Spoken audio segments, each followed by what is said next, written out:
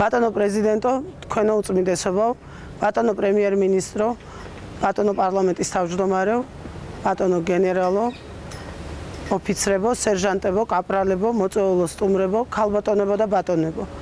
ყველა სამოქალაქო და სამხედრო პირს გილოცავთ საქართველოს დამოუკიდებლობის დღეს, 26 მაისს. ზუსტად 1 საუკუნის წინ 1918 წლის 26 მაისს საქართველოს დამოუკიდებლობის აქტში ჩაიწერა შემდეგი სიტყვები. ამიერიდან საქართველოს ხალხი სუვერენულ უფლებათა მატარებელია და საქართველოს სრულუფლებოვანი დამოუკიდებელი სახელმწიფოა. ეს არ არის უბრალოდ სიტყვები. ეს არის იდეა, რომელიც გაცილებით უფრო მეტია, ვიდრე ერთი კონკრეტულ დოკუმენტში ჩაწერილი რომელიმე ფრაზა. ეს არის იდეა სუვერენიტეტის, დამოუკიდებლობის, ჩვენი თავისუფლების, იდეა, რომლის გამოც იბრძოდნენ თაობები, რომელსაც ეწირებოდნენ თაობები, რომლისთვისაც შრომობდნენ და იმარჯვებდნენ მრავალი საუკუნის განმავლობაში ქართველები.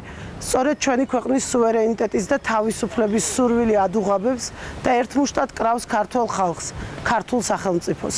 საქართველოს დღევანდელი თაობა ღირსეული შვილია იმ წინაპრის, რომელიც საუკუნეების მანძილზე იბრძოდა სახელმწიფოებრიობის შენარჩუნების და თავისუფლების განმტკიცებისთვის. საქართველოს დღევანდელი ხელისუფლება ყველაფერს აკეთებს იმისთვის, რომ ღირსეული წინაპარი გახდეს ყოველი მომავალი თაობის. პირადად ჩემი და სრულიად საქართველოს ხელისუფლების ვალდებულება გვახსოვდეს ჩვენი გმირები, რომლებმაც თავი შესწირეს ჩვენი ქვეყნის თავისუფლებას, მსოფლიო უსაფრთხოებას და ჩვენი ქვეყნის ეროვნულ ინტერესებს. ჩვენი თაობის ვალია ყველაფერი გავაკეთოთ მათი ხსოვნის უკვდავ სამყოფად. საქართველოს ღირსება, ერთგულება ეს არის ყოველი ჩვენგანის ვალი, ყოველი ჩვენგანის ყოველდღიურობა, ყოველი ჩვენგანის ცხოვრების შემადგენელი ნაწილი.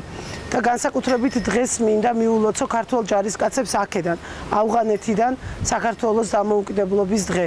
იმ წერტილიდან, სადაც ყველაზე უფრო მეტად უჭირს მსოფლიოს და სადაც ყველაზე უფრო კარგად ვამტკიცებთ, რომ ჩვენ ყველანი ერთად მთელი საქართველო ცივილიზებულ სამყაროსთან ერთად ვიბრძვით მსოფლიო უსაფრთხოების და დამოუკიდებლობისთვის.